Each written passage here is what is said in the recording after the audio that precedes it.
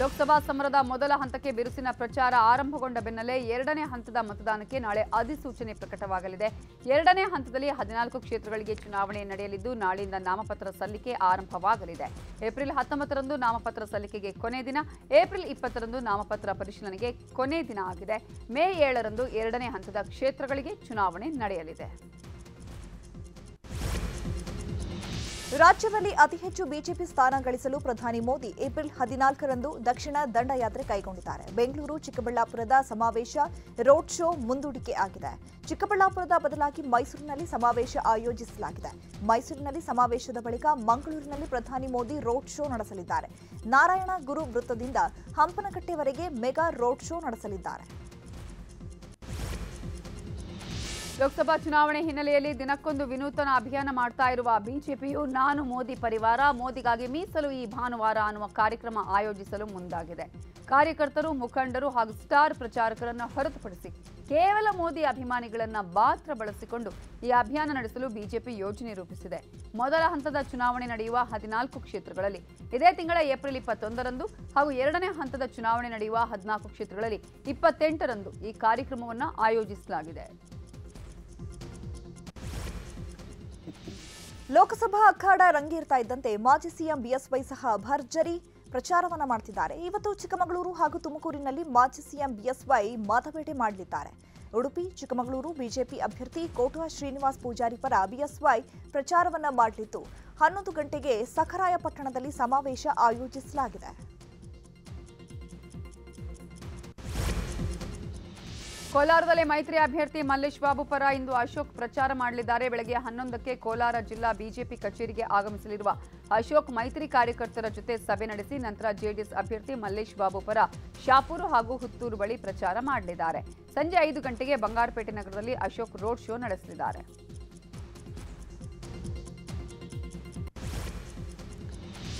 ಚಾಮರಾಜನಗರ ಲೋಕಸಭಾ ಚುನಾವಣಾ ಕ್ಷೇತ್ರ ದಿನದಿಂದ ದಿನಕ್ಕೆ ರಂಗೇರ್ತಾ ಇದ್ದು ಇವತ್ತು ಬಿಜೆಪಿ ರಾಜ್ಯಾಧ್ಯಕ್ಷ ವಿಜಯೇಂದ್ರ ಎಂಟ್ರಿ ಕೊಡ್ತಿದ್ದಾರೆ. ಬಿಜೆಪಿ ಅಭ್ಯರ್ಥಿ ಎಸ್ ಬಾಲರಾಜು ಪರ ವಿಜಯೇಂದ್ರ ಪ್ರಚಾರ ನಡೆಸಲಿದ್ದು ಹನೂರು ಹಾಗೂ ಕೊಳ್ಳೇಗಾಲದಲ್ಲಿ ರೋಡ್ ಶೋ ಮೂಲಕ ಮತಯಾಚನೆ ಮಾಡಲಿದ್ದಾರೆ. ಚಾಮರಾಜನಗರ ಬಿಜೆಪಿ ಅಭ್ಯರ್ಥಿ ಬಾಲರಾಜು ಅಬ್ಬರದ ಪ್ರಚಾರ ನಡೆಸ್ತಾ ಇದ್ದಾರೆ. ಆದರೆ ಚಾಮರಾಜನಗರ ಚುನಾವಣಾ ಉಸ್ತುವಾರಿ ಹೊತ್ತಿರುವ ಪ್ರೀತಂ ಗೌಡ ಕ್ಷೇತ್ರದ ಕಡೆ ಸುಳಿದೇ ಇಲ್ಲವಂತೆ. ರಾಜ್ಯ ಚುನಾವಣಾ ಉಸ್ತುವಾರಿಯ ಜೊತೆ ಒಮ್ಮೆ ಅಷ್ಟೇ ಭೇಟಿ ಕೊಟ್ಟಿದ್ದು ಇಲ್ಲಿಯವರೆಗೂ ಚಾಮರಾಜನಗರ ಕ್ಷೇತ್ರಕ್ಕೆ ಬಂದೇ ಇಲ್ವಂತೆ. ಬಿಜೆಪಿಯಿಂದ ಅಂತರ ಕಾಯ್ದುಕೊಂಡಿರುವ ಯಲ್ಲಾಪುರ ಶಾಸಕ ಶಿವರಾಂ ಹೆಬ್ಬಾರ್ ಕಾಂಗ್ರೆಸ್ ಸೇರ್ಪಡೆಗೂ ಮುನ್ನ ಅವರ ಮಗ ಇವತ್ತು ಕಾಂಗ್ರೆಸ್ ಸೇರ್ಪಡೆಯಾಗ್ತಿದ್ದಾರೆ. ಶಾಸಕ ಶಿವರಾಂ ಹೆಬ್ಬಾರ್ ಪುತ್ರ ವಿವೇಕ್ ಹೆಬ್ಬಾರ್ ಇವತ್ತು ಸಾವಿರಾರು ಕಾರ್ಯಕರ್ತರ ಜೊತೆ ಶಿರಸಿಯಲ್ಲಿ ಕಾಂಗ್ರೆಸ್ ಸೇರ್ಪಡೆಯಾಗಲಿದ್ದಾರೆ. ಕಾಂಗ್ರೆಸ್ ನಾಯಕರು ಪ್ರಚಾರಕ್ಕೆ ಸ್ಟಾರ್ ಟಚ್ ಕೊಡೋದಕ್ಕೆ ರೆಡಿ ಆಗಿದ್ದಾರೆ. ನಾಳೆ ಕಲಬುರಗಿಯಲ್ಲಿ ಕಾಂಗ್ರೆಸ್ ಅಭ್ಯರ್ಥಿ ಹಾಗೂ ಮಲ್ಲಿಕಾರ್ಜುನ ಖರ್ಗೆ ಅವರ ಅಳಿಯ ರಾಧಾಕೃಷ್ಣ ನಾಮಪತ್ರ ಸಲ್ಲಿಕೆ ಕಾರ್ಯಕ್ರಮ ಇದೆ. ಎಐಸಿಸಿ ಅಧ್ಯಕ್ಷ ಮಲ್ಲಿಕಾರ್ಜುನ ಖರ್ಗೆ ಭಾಗಿಯಾಗಲಿದ್ದಾರೆ. ನಾಮಪತ್ರ ಸಲ್ಲಿಕೆ ಬಳಿಕ ಎನ್ವಿ ಮೈದಾನದಲ್ಲಿ ಕಾಂಗ್ರೆಸ್ ಬಹಿರಂಗ ಸಮಾವೇಶ ನಡೆಸಲಿದೆ. ಇನ್ನು ಏಪ್ರಿಲ್ 3ನೇ ವಾರದಲ್ಲಿ ರಾಜ್ಯಕ್ಕೆ ರಾಹುಲ್ ಗಾಂಧಿ ಬರಲಿದ್ದಾರೆ. ಚನ್ನಪಟ್ಟಣ, ಕೋಲಾರದಲ್ಲಿ ರಾಹುಲ್ ಗಾಂಧಿ ಸಮಾವೇಶ ನಡೆಸಲು ಸಿದ್ಧತೆ ನಡೆದಿದೆ. ರಾಹುಲ್ ಗಾಂಧಿ ಪ್ರವಾಸ ಹಿನ್ನೆಲೆಯಲ್ಲಿ ಏಪ್ರಿಲ್ 20ರಂದು ನಿಗದಿಯಾಗಿದ್ದ ಸಿಎಂ ಸಿದ್ದರಾಮಯ್ಯ ಅವರ ಕೋಲಾರ ಪ್ರಚಾರ ಸಭೆ ರದ್ದಾಗಿದೆ. ಏಪ್ರಿಲ್ 17ರಂದು ಕೋಲಾರದಲ್ಲಿ ರಾಹುಲ್ ಗಾಂಧಿ ಪ್ರವಾಸ ಇದ್ದು ಕೋಲಾರ ಜಿಲ್ಲೆಯ ಬಂಗಾರಪೇಟೆ ಹಾಗೂ ಮಾಲೂರಿನಲ್ಲಿ ಸಮಾವೇಶ ಆಯೋಜನೆ ಮಾಡಲಾಗಿದೆ. ಈ ಹಿನ್ನೆಲೆ ಇವತ್ತು ಕೋಲಾರದಲ್ಲಿ ಉಸ್ತುವಾರಿ ಸಚಿವ ಭೈರತಿ ಸುರೇಶ್ ನೇತೃತ್ವದಲ್ಲಿ ಪೂರ್ವಭಾವಿ ಸಭೆ ನಡೆಸಲಾಗುತ್ತೆ. ಬೆಂಗಳೂರು ಗ್ರಾಮಾಂತರ ಲೋಕಸಭಾ ಚುನಾವಣಾ ಕದನ ಕಾವೇರಿದೆ. ಆಪರೇಷನ್ ಹಸ್ತ ಮೂಲಕ ಡಿಕೆ ಬ್ರದರ್ಸ್ ಮೈತ್ರಿಗೆ ಶಾಕ್ ಕೊಡ್ತಾ ಇರುವ ಹಿನ್ನೆಲೆ ಪಕ್ಷ ಸಂಘಟನೆಗೆ ಬಿಜೆಪಿ, ಜೆಡಿಎಸ್ ನಾಯಕರು ಮುಂದಾಗಿದ್ದಾರೆ. ಇನ್ನು ಚನ್ನಪಟ್ಟಣದ 2 ಜಿಲ್ಲಾ ಪಂಚಾಯತ್ ಕ್ಷೇತ್ರ ಹಾಗೂ ನಗರದಲ್ಲಿ ಪ್ರಚಾರ ಮಾಡಲಿದ್ದಾರೆ. ಹೊಂಗನೂರು, ಮಳೂರು ಜಿಲ್ಲಾ ಪಂಚಾಯತ್ ಕ್ಷೇತ್ರದಲ್ಲಿ ಮೈತ್ರಿ ನಾಯಕರು ಬಿಜೆಪಿ ಅಭ್ಯರ್ಥಿ ಡಾಕ್ಟರ್ ಸಿಎನ್ ಮಂಜುನಾಥ್ ಪರ ಕ್ಯಾಂಪೇನ್ ಮಾಡಲಿದ್ದಾರೆ. ಪ್ರಚಾರದಲ್ಲಿ ಸಿಪಿ ಯೋಗೇಶ್ವರ್ ಸೇರಿ ಹಲವು ನಾಯಕರು ಭಾಗಿಯಾಗಲಿದ್ದಾರೆ. ಧಾರವಾಡ ಲೋಕಸಭೆ ಅಖಾಡಕ್ಕೆ ಪಕ್ಷೇತರವಾಗಿ ಸ್ಪರ್ಧಿಸುವುದಾಗಿ ಘೋಷಣೆ ಮಾಡಿದ ದಿಂಗಾಲೇಶ್ವರ ಶ್ರೀಗಳು ಇವತ್ತು ಹುಬ್ಬಳ್ಳಿಗೆ ಆಗಮಿಸ್ತಾ ಇದ್ದಾರೆ. ಶ್ರೀಗಳ ಸ್ವಾಗತಕ್ಕೆ ಬೆಂಬಲಿಗರು, ಭಕ್ತರು ಭರ್ಜರಿ ಸಿದ್ಧತೆ ಮಾಡಿಕೊಂಡಿದ್ದಾರೆ. ಸಂಜೆ 4 ಗಂಟೆಗೆ ಹುಬ್ಬಳ್ಳಿಗೆ ಆಗಮಿಸಲಿರುವ ಶ್ರೀಗಳು ಹುಬ್ಬಳ್ಳಿಯ ನೆಹರು ಮೈದಾನದಿಂದ 3000 ಮಠದವರೆಗೆ ಮೆರವಣಿಗೆಯಲ್ಲಿ ಸಾಗಲಿದ್ದಾರೆ. ಈ ಮೂಲಕ ಶಕ್ತಿ ಪ್ರದರ್ಶನಕ್ಕೆ ಮುಂದಾಗಿದ್ದಾರೆ. ತುಮಕೂರು ಬಿಜೆಪಿಯಲ್ಲಿ ಬಂಡಾಯ ಶಮನ ಆಗಿಲ್ಲ. ಬಿಜೆಪಿ ಅಭ್ಯರ್ಥಿ ಸೋಮಣ್ಣ ವಿರುದ್ಧ ಮಾಜಿ ಸಚಿವ ಮಾಧುಸ್ವಾಮಿ ಮುನಿಸು ತಣ್ಣಗಾಗಿಲ್ಲ. ಆದರೆ ಮಾಧುಸ್ವಾಮಿ ಬಲಗೈ ಬಂಟ ಚಿಕ್ಕನಾಯಕನಹಳ್ಳಿ ತಾಲೂಕು ಬಿಜೆಪಿ ಅಧ್ಯಕ್ಷ ಕೇಶವಮೂರ್ತಿ ಸೇರಿ ಹಲವು ಬೆಂಬಲಿಗರು ಸೋಮಣ್ಣ ಪರ ನಿಂತಿದ್ದಾರೆ. ದಿಢೀರ್ ಸುದ್ದಿಗೋಷ್ಠಿ ನಡೆಸಿ ಸೋಮಣ್ಣ ಅವರನ್ನ ಗೆಲ್ಲಿಸುವ ಮಾತಾಡಿದ್ದಾರೆ.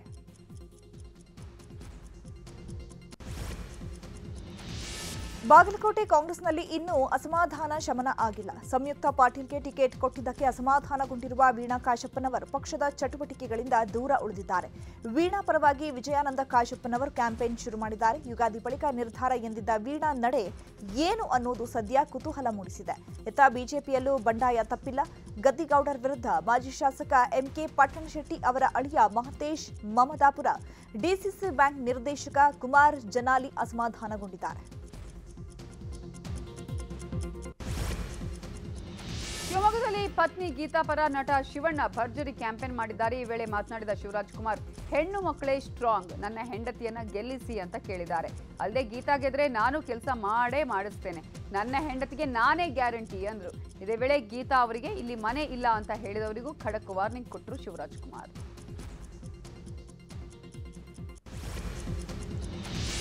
ಬೆಂಗಳೂರಿನಲ್ಲಿ ಇತ್ತೀಚೆಗೆ ಗನ್ ಇಟ್ಟುಕೊಂಡಿದ್ದ ಕಾಂಗ್ರೆಸ್ ಕಾರ್ಯಕರ್ತ ಸಿಎಂಗೆ ಹಾರ ಹಾಕಿದ್ದು ಭಾರೀ ಚರ್ಚೆಗೆ ಗ್ರಾಸವಾಗಿತ್ತು. ಸಿಎಂ ಭದ್ರತೆ ಬಗ್ಗೆ ಪ್ರಶ್ನೆ ಎದ್ದಿತ್ತು. ಹೀಗಾಗಿ ಪೊಲೀಸರು ಅಲರ್ಟ್ ಆಗಿದ್ದಾರೆ. ಚುನಾವಣೆ ವೇಳೆ ಸಿಎಂ ಹಾಗೂ ಡಿಸಿಎಂಗೆ ಹಾರ ಹಾಕಬೇಕಂದ್ರೆ ರೂಲ್ಸ್ ಪಾಲಿಸಬೇಕು. ಸಿಎಂ ಡಿಸಿಎಂಗೆ ಸನ್ಮಾನ ಮಾಡಬೇಕು ಅಂದ್ರೆ ಆಯಾ ವಿಭಾಗದ ಪೊಲೀಸರಿಗೆ ಮೊದಲೇ ಮಾಹಿತಿಯನ್ನು ನೀಡಬೇಕು ಅಂತ ಸೂಚನೆ ಕೊಟ್ಟಿದ್ದಾರೆ. ಮುನಿಸು ಮರೆತು ಮಾಜಿ ಸಚಿವ ಎಂಪಿ ರೇಣುಕಾಚಾರ್ಯ ಲೋಕಸಭಾ ಚುನಾವಣಾ ಪ್ರಚಾರಕ್ಕಿಳಿಯಲು ಸಜ್ಜಾಗಿದ್ದಾರೆ. ಇಂದು ಹೊನ್ನಾಳಿ ಪಟ್ಟಣದಲ್ಲಿ ಲೋಕಸಭಾ ಚುನಾವಣಾ ಕಾರ್ಯಾಲಯವನ್ನು ಉದ್ಘಾಟನೆ ಮಾಡಿ ಪ್ರಚಾರಕ್ಕೆ ಇಳಿಯಲಿದ್ದಾರೆ. 2 ಬಾರಿ ದಾವಣಗೆರೆಗೆ ಆಗಮಿಸಿ ಸಭೆ ನಡೆಸಿ ಬಂಡಾಯ ಶಮನಕ್ಕೆ ಮಾಜಿ ಸಿಎಂ ಬಿಎಸ್ ಯಡಿಯೂರಪ್ಪ ಹಾಗೂ ರಾಜ್ಯ ಚುನಾವಣಾ ಉಸ್ತುವಾರಿ ರಾಮ್ ಮೋಹನ್ ದಾಸ್ ಅಗರ್ವಾಲ್ ಬ್ರೇಕ್ ಹಾಕಿದ್ರು. ಇದೀಗ ರೇಣುಕಾಚಾರ್ಯ ಹೊನ್ನಾಳಿ, ನ್ಯಾಮತಿ, ಅವಳಿ ತಾಲೂಕಿನ ಕಚೇರಿ ಉದ್ಘಾಟಿಸಿ ಪ್ರಚಾರವನ್ನ ಮಾಡಲಿದ್ದಾರೆ. ಬೀದರ್ ಬಿಜೆಪಿಯಲ್ಲಿನ ಭಿನ್ನಮತ ಶಮನಕ್ಕೆ ರಾಜ್ಯ ಚುನಾವಣಾ ಉಸ್ತುವಾರಿ ರಾಧಾ ಮೋಹನ್ ದಾಸ್ ಅಗರ್ವಾಲ್ ಎಂಟ್ರಿ ಕೊಟ್ಟಿದ್ದಾರೆ. ಇವತ್ತು ಬೀದರ್ಗೆ ತೆರಳಲಿರುವ ಅಗರ್ವಾಲ್ ಬೀದರ್ ಲೋಕಸಭಾ ವ್ಯಾಪ್ತಿಯ 8 ವಿಧಾನಸಭಾ ಕ್ಷೇತ್ರಗಳ ಮುಖಂಡರ, ಕಾರ್ಯಕರ್ತರ ಜೊತೆ ಸಭೆ ನಡೆಸಲಿದ್ದಾರೆ. ಆದರೆ ಕೋರ್ ಕಮಿಟಿ ಸಭೆಗೆ ಅಸಮಾಧಾನಿತ ಶಾಸಕ ಪ್ರಭು ಚೌಹಾಣ್ ಬರುವುದು ಡೌಟ್ ಅಂತ ಹೇಳಲಾಗ್ತಾ ಇದೆ.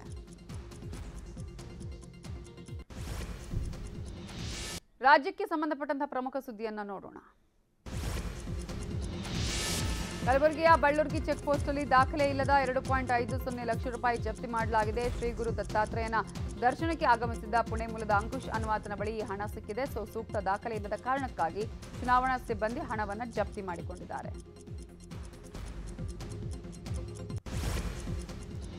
ರಾಯಚೂರಲ್ಲಿ ದಾಖಲೆ ಇಲ್ಲದ 3.50 ಲಕ್ಷ ರೂಪಾಯಿ ಹಣ ಜಪ್ತಿ ಮಾಡಲಾಗಿದೆ. ಮುದ್ಗಲ್ ಠಾಣಾ ವ್ಯಾಪ್ತಿಯ ಛತ್ರಾ ಚೆಕ್ಪೋಸ್ಟ್ನಲ್ಲಿ ಹಣವನ್ನು ವಶಕ್ಕೆ ಪಡೆಯಲಾಗಿದೆ.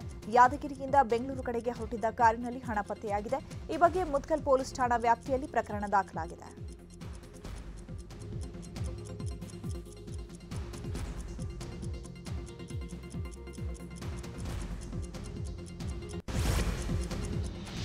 ಚಿಕ್ಕೋಡಿ ಪೊಲೀಸರು ಭರ್ಜರಿ ಕಾರ್ಯಾಚರಣೆ ನಡೆಸಿದ್ದಾರೆ. ದಾಖಲೆ ಇಲ್ಲದೆ ಬಸ್ ಸಾಗಿಸ್ತಾ ಇದ್ದ 16,31,000 ಹಣವನ್ನು ಪೊಲೀಸರು ಸೀಸ್ ಮಾಡಿದ್ದಾರೆ. ಚಿಕ್ಕೋಡಿ ಬಸ್ ನಿಲ್ದಾಣದಲ್ಲಿ ತಪಾಸಣೆಯ ವೇಳೆ ಪತ್ತೆಯಾಗಿದೆ. ಅಕ್ರಮ ಹಣದ ಜೊತೆಗೆ ಇಬ್ಬರನ್ನೂ ಕೂಡ ವಶಕ್ಕೆ ಪಡೆದು ಪೊಲೀಸರು ವಿಚಾರಣೆ ಮಾಡಿದ್ದಾರೆ. ಹಣ ಸಾಗಾಟ ಮಾಡುವವರು ಮಹಾರಾಷ್ಟ್ರದ ಈಚಲಕರಂಜಿ ನಗರದ ನಿವಾಸಿಗಳು ಅಂತ ತಿಳಿದು ಬಂದಿದೆ.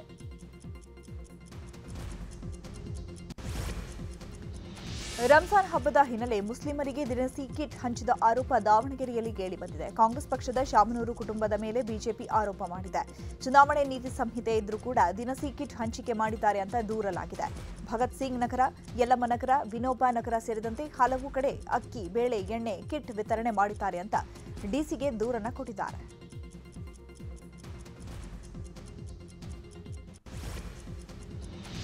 ರಾಜ್ಯದಲ್ಲಿ ಬಿಸಿಲು ಹೆಚ್ಚಾಗ್ತಾ ಇರುವ ಹಿನ್ನೆಲೆ ಕಲ್ಯಾಣ ಕರ್ನಾಟಕದ ಅಂಗನವಾಡಿ ಕೇಂದ್ರಗಳ ಕಾರ್ಯನಿರ್ವಹಣಾ ಸಮಯದ ಬದಲಾವಣೆಯನ್ನು ಎಲ್ಲಾ ಜಿಲ್ಲೆಗಳಿಗೂ ವಿಸ್ತರಿಸಿ ಮಹಿಳಾ ಮತ್ತು ಮಕ್ಕಳ ಅಭಿವೃದ್ಧಿ ಇಲಾಖೆ ಸುತ್ತೋಲೆಯನ್ನು ಹೊರಡಿಸಿದೆ.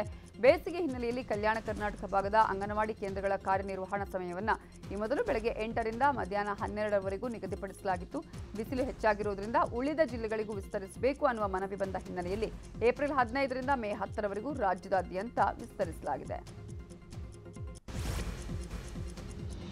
ರಣ ಬಿಸಿಲಿನಿಂದ ಕಂಗೆಟ್ಟಿದ್ದ ಚಿಕ್ಕೋಡಿ ಜನರಿಗೆ ಮಳೆರಾಯ ತಂಪೆರೆದಿದ್ದಾನೆ. ಬೆಳಗಾವಿ ಜಿಲ್ಲೆಯ ಹುಕ್ಕೇರಿ ತಾಲೂಕಿನ ವಿವಿಧೆಡೆ ಗುಡುಗು ಸಿಡಿಲು ಸಹಿತ ಭಾರೀ ಮಳೆಯಾಗಿದೆ.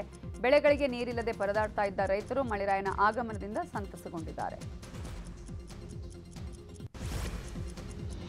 ವಾಣಿಜ್ಯ ನಗರಿ ಹುಬ್ಬಳ್ಳಿಯಲ್ಲೂ ವರ್ಣನ ಸಿಂಚನ ಆಗಿದೆ. ನಗರದ ಸುತ್ತಮುತ್ತಲಿನ ಪ್ರದೇಶದಲ್ಲಿ ಅರ್ಧ ಗಂಟೆಗೂ ಹೆಚ್ಚು ಕಾಲ ಮಳೆ ಸುರಿದಿದೆ. ಬಿಸಿಲ ಬೇಗೆಯಿಂದ ಬಸವಳಿದಿದ್ದ ಜನತೆ ಮಳೆಯಾದ ಹಿನ್ನೆಲೆ ಸಂತಸಗೊಂಡಿದ್ದಾರೆ. ಬೆಂಗಳೂರು ಮೆಟ್ರೋ ರೈಲ್ವೆ ಸಿಬ್ಬಂದಿ ಪ್ರಯಾಣಿಕನ ಬಟ್ಟೆಯ ವಿಚಾರಕ್ಕೆ ತಾರತಮ್ಯ ಮಾಡಿದ್ದಾರೆ ಅಂತ ಆರೋಪ ಮಾಡಲಾಗಿತ್ತು. ಇದಕ್ಕೆ ಬಿಎಂಆರ್ಸಿಎಲ್ ಈಗ ಸ್ಪಷ್ಟನೆ ಕೊಟ್ಟಿದೆ. ಆ ವ್ಯಕ್ತಿ ಮದ್ಯ ಸೇವಿಸಿರುವುದು ಭದ್ರತಾ ಸಿಬ್ಬಂದಿಯ ಗಮನಕ್ಕೆ ಬಂದಿತ್ತು ಅನ್ನುವಂತಹ ಸ್ಪಷ್ಟನೆಯನ್ನ ಕೊಟ್ಟಿದೆ.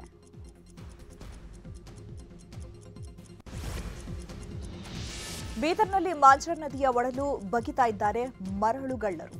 ರಣ ಬಿಸಿಲಿಗೆ ಬತ್ತಿದ್ದು ಜಿಲ್ಲೆಯ ಜೀವನಾಡಿ ಮಾಂಜ್ರಾ ನದಿ. ಇದನ್ನೇ ಬಂಡವಾಳವಾಗಿಸಿಕೊಂಡ ಮರಳು ದಂಧೆಕೋರರು ಭಾಲ್ಕಿ ತಾಲೂಕಿನ ನಿಟ್ಟೂರು ಗ್ರಾಮದಲ್ಲಿ ಮರಳು ಕದ್ದು ಸಾಗಿಸುತ್ತಿದ್ದಾರೆ. ಸಚಿವ ಈಶ್ವರ್ ಖಂಡ್ರೆ ಅವರ ಸ್ವಕ್ಷೇತ್ರದಲ್ಲೇ ಈ ದಂಧೆ ನಡೀತಾ ಇದೆ. ಗಣಿ ಮತ್ತು ಭೂವಿಜ್ಞಾನ ಇಲಾಖೆ ಅಧಿಕಾರಿಗಳು ಕಣ್ಮುಚ್ಚಿ ಕುಳಿತಿದ್ದಾರೆ. ಅಧಿಕಾರಿಗಳು ಇದರಲ್ಲಿ ಶಾಮೀಲಾಗಿದ್ದಾರೆ ಅಂತ ಆರೋಪ ಕೇಳಿಬಂದಿದೆ. ಮಾನವನ ಜೀವಕ್ಕೆ ಅಪಾಯಕಾರಿಯಾಗಿರುವ 23 ಶ್ವಾನಗಳ ಸಾಕುವಿಕೆಯನ್ನ ಕೇಂದ್ರ ಸರ್ಕಾರ ನಿಷೇಧಿಸಿತ್ತು. ಕೇಂದ್ರ ಸರ್ಕಾರದ ಸುತ್ತೋಲೆಯನ್ನ ಹೈಕೋರ್ಟ್ ರದ್ದುಪಡಿಸಿದೆ. ಕೇಂದ್ರ ಸರ್ಕಾರದ ಸುತ್ತೋಲೆ ಪ್ರಶ್ನಿಸಿ ಶ್ವಾನ ತರಬೇತುದಾರ ಕಿಂಗ್ ಸಾಲ್ಮನ್ ಡೇವಿಡ್ ಸಲ್ಲಿಸಿದ್ದ ಅರ್ಜಿಯನ್ನ ಪುರಸ್ಕರಿಸಿದ ಹೈಕೋರ್ಟ್ ಈ ಆದೇಶವನ್ನ ಮಾಡಿದೆ. ಜೊತೆಗೆ ತಜ್ಞರು ಹಾಗೂ ಸಂಬಂಧಪಟ್ಟವರೊಂದಿಗೆ ಸಮಾಲೋಚನೆ ನಡೆಸಿ ಕೇಂದ್ರ ಸರ್ಕಾರ ಹೊಸ ಸುತ್ತೋಲೆ ಹೊರಡಿಸಬಹುದಾಗಿದೆ ಅಂತಾನೂ ತಿಳಿಸಿದೆ. ಚಿನ್ನ ಮತ್ತು ಬೆಳ್ಳಿ ಬೆಲೆ ದರ ಏರಿಕೆ ಮುಂದುವರೆದಿದ್ದು, ಬೆಂಗಳೂರಲ್ಲಿ 99.5 ಕ್ಯಾರೆಟ್ನ 10 ಗ್ರಾಂ ಚಿನ್ನದ ಬೆಲೆ 74,060 ರೂಪಾಯಿಗೆ ತಲುಪಿದೆ. ಇನ್ನು ಬೆಳ್ಳಿ ದರ ಕೆಜಿಗೆ 84,600 ರೂಪಾಯಿಗೆ ತಲುಪಿದೆ.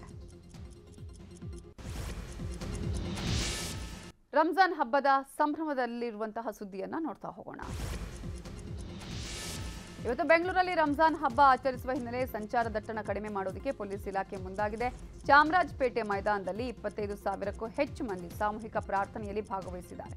ಹೀಗಾಗಿ ಮಾರ್ಗ ಬದಲಾವಣೆ ಮಾಡಲಾಗಿದ್ದು ಬೆಳಗ್ಗೆ 7 ಗಂಟೆಯಿಂದ 12 ಗಂಟೆವರೆಗೂ ಪರ್ಯಾಯ ರಸ್ತೆಯ ಬಳಕೆಗೆ ಪೊಲೀಸರು ಸೂಚಿಸಿದ್ದಾರೆ.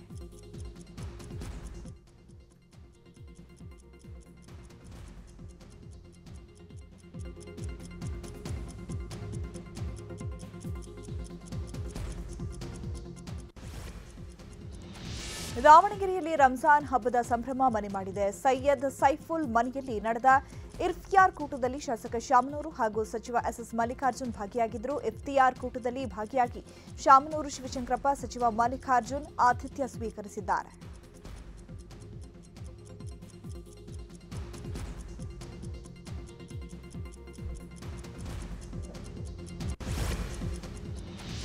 ದೇಶದಾದ್ಯಂತ ರಂಜಾನ್ ಹಬ್ಬದ ಸಂಭ್ರಮ ಮನೆ ಮಾಡಿದೆ. ಬೆಳಗ್ಗೆಯೇ ಮುಸ್ಲಿಮರು ಮಸೀದಿಗೆ ತೆರಳಿ ಪ್ರಾರ್ಥನೆಯನ್ನ ಸಲ್ಲಿಸುತ್ತಿದ್ದಾರೆ. ಉತ್ತರ ಪ್ರದೇಶದಲ್ಲಿ ಮುಸ್ಲಿಮರು ಪ್ರಾರ್ಥನೆಯನ್ನ ಮಾಡಿದ್ರು.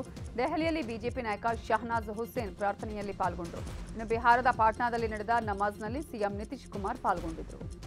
ವಂಚನೆ ಕೇಸ್ನಲ್ಲಿ ಕ್ರಿಕೆಟಿಗ ಹಾರ್ದಿಕ್ ಪಾಂಡ್ಯ ಸಹೋದರ ವೈಭವ್ ಪಾಂಡ್ಯನನ್ನ ಮುಂಬೈ ಪೊಲೀಸರು ಅರೆಸ್ಟ್ ಮಾಡಿದ್ದಾರೆ. ಪಾಲುದಾರಿಕೆ ವ್ಯವಹಾರವೊಂದರಲ್ಲಿ ಒಬ್ಬರಿಗೆ 4.5 ಕೋಟಿ ವಂಚನೆ ಮಾಡಿದ ಪ್ರಕರಣದಲ್ಲಿ ವೈಭವ್ ಪಾಂಡ್ಯನನ್ನ ಬಂಧಿಸಿ ವಿಚಾರಣೆಗೆ ಒಳಪಡಿಸಲಾಗಿದೆ.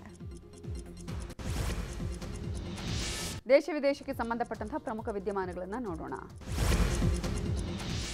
ದಿಲ್ಲಿ ಅಬಕಾರಿ ನೀತಿ ಹಗರಣದಲ್ಲಿ ಸಿಎಂ ಅರವಿಂದ್ ಕೇಜ್ರಿವಾಲ್ ಜೈಲು ಸೇರಿದ ಬೆನ್ನಲ್ಲೇ ಆಪ್ ಸರ್ಕಾರಕ್ಕೆ ಮತ್ತೊಂದು ಆಘಾತ ಎದುರಾಗಿದೆ. ಕೇಜ್ರಿವಾಲ್ ಸಂಪುಟದಲ್ಲಿ ಸಮಾಜ ಕಲ್ಯಾಣ ಸಚಿವರಾಗಿದ್ದ ರಾಜ್ಕುಮಾರ್ ಆನಂದ್ ಅವರು ಸಚಿವ ಸ್ಥಾನಕ್ಕೆ ಹಾಗೂ ಪಕ್ಷದ ಪ್ರಾಥಮಿಕ ಸದಸ್ಯತ್ವಕ್ಕೆ ರಾಜೀನಾಮೆ ಕೊಟ್ಟಿದ್ದಾರೆ. ಪತಂಜಲಿ ಸಂಸ್ಥೆಯ ಹಾದಿ ತಪ್ಪಿಸುವ ಜಾಹೀರಾತು ಪ್ರಕರಣ ಸಂಬಂಧ ಯೋಗ ಗುರು ಬಾಬಾ ರಾಮದೇವ್ಗೆ ಸುಪ್ರೀಂ ತರಾಟೆಗೆ ತೆಗೆದುಕೊಂಡಿತ್ತು. ಜಾಹೀರಾತುಗಳನ್ನು ಪ್ರಕಟಿಸಿದ್ದಕ್ಕಾಗಿ ಬೇಷರತ್ ಕ್ಷಮೆಯಾಚಿಸಿರುವ ಅಫಿಡವಿಟ್ ಸ್ವೀಕರಿಸಲು ಸುಪ್ರೀಂ ನಿರಾಕರಿಸಿದೆ. ನ್ಯಾಯಾಲಯ ಕುರುಡಲ್ಲ, ಉದಾರವಾಗಿರಲು ಬಯಸುವುದಿಲ್ಲ ಅಂತ ಚಾಟಿ ಬೀಸಿದೆ. ಜಗತ್ತಿನ ಅಗ್ರ ಶ್ರೀಮಂತ ಟೆಸ್ಲಾ ಮಾಲೀಕ ಎಲಾನ್ ಮಸ್ಕ್ ಈ ತಿಂಗಳು ಭಾರತಕ್ಕೆ ಭೇಟಿ ನೀಡಲಿದ್ದಾರೆ. ಅವರ ಭೇಟಿ ಏಪ್ರಿಲ್ 22 ಮತ್ತು 27ರ ನಡುವೆ ನಡೆಯಲಿದೆ ಅಂತ ಮೂಲಗಳಿಂದ ತಿಳಿದು ಬಂದಿದ್ದು, ಈ ಬಗ್ಗೆ ಎಲಾನ್ ಮಸ್ಕ್ ತಮ್ಮ ಎಕ್ಸ್ ಖಾತೆಯಲ್ಲಿ ಪ್ರಧಾನಿ ಮೋದಿ ಅವರನ್ನ ಭೇಟಿಯಾಗಲು ಎದುರು ನೋಡ್ತಿದ್ದೇನೆ ಅಂತ ಬರೆದುಕೊಂಡಿದ್ದಾರೆ. ಇನ್ನು ಎಲಾನ್ ಮಸ್ಕ್ ಭಾರತದ ಭೇಟಿ ವೇಳೆ ಟೆಸ್ಲಾ ಉತ್ಪಾದನಾ ಘಟಕ ಘೋಷಿಸುವ ಸಾಧ್ಯತೆ ಇದೆ. 2024ರ ಐಪಿಎಲ್ ಟೂರ್ನಿ ಮುಕ್ತಾಯಗೊಂಡ ಬಳಿಕ ಭಾರತ ತಂಡದ ನಾಯಕ ರೋಹಿತ್ ಶರ್ಮಾ ಮುಂಬೈ ಇಂಡಿಯನ್ಸ್ ತಂಡವನ್ನು ತೊರೆಯುವ ಸಾಧ್ಯತೆ ಇದೆ. ನಾಯಕತ್ವ ಹಸ್ತಾಂತರ ವಿಷಯದಲ್ಲಿ ತಂಡದ ಮಾಲೀಕರು ತಮ್ಮನ್ನು ನಡೆಸಿಕೊಂಡ ರೀತಿಯ ಬಗ್ಗೆ ರೋಹಿತ್ ಅಸಮಾಧಾನಗೊಂಡಿದ್ದು 2025ರ ಮೆಗಾ ಹರಾಜು ಪ್ರಕ್ರಿಯೆಗೂ ಮುನ್ನ ರೋಹಿತ್ ಬೇರೊಂದು ತಂಡ ಸೇರಬಹುದು ಎನ್ನಲಾಗಿದೆ.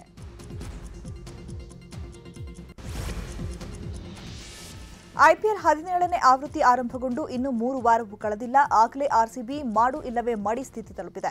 ಇವತ್ತು ಮುಂಬೈನ ವಾಂಖೆಡೆ ಕ್ರೀಡಾಂಗಣದಲ್ಲಿ ತನ್ನಂತೆಯೇ ಕಠಿಣ ಪರಿಸ್ಥಿತಿ ಎದುರಿಸುತ್ತಿರುವ ಮುಂಬೈ ಇಂಡಿಯನ್ಸ್ ವಿರುದ್ಧ ಸೆಣಸಾಡಲಿದೆ. ಸೋಲೆ ಇಲ್ಲದೆ ಮುನ್ನುಗ್ತಾ ಇದ್ದ ರಾಜಸ್ಥಾನ ರಾಯಲ್ಸ್ ಮೊದಲ ಸೋಲು ಕಂಡಿದೆ. ಸತತ 4 ಗೆಲುವು ಸಾಧಿಸಿದ ಸಂಜು ಸ್ಯಾಮ್ಸನ್ ಪಡೆಗೆ ಗುಜರಾತ್ ಟೈಟಾನ್ಸ್ ವಿರುದ್ಧ ನಿನ್ನೆ 3 ವಿಕೆಟ್ಗಳ ಸೋಲೆದುರಾಯಿತು.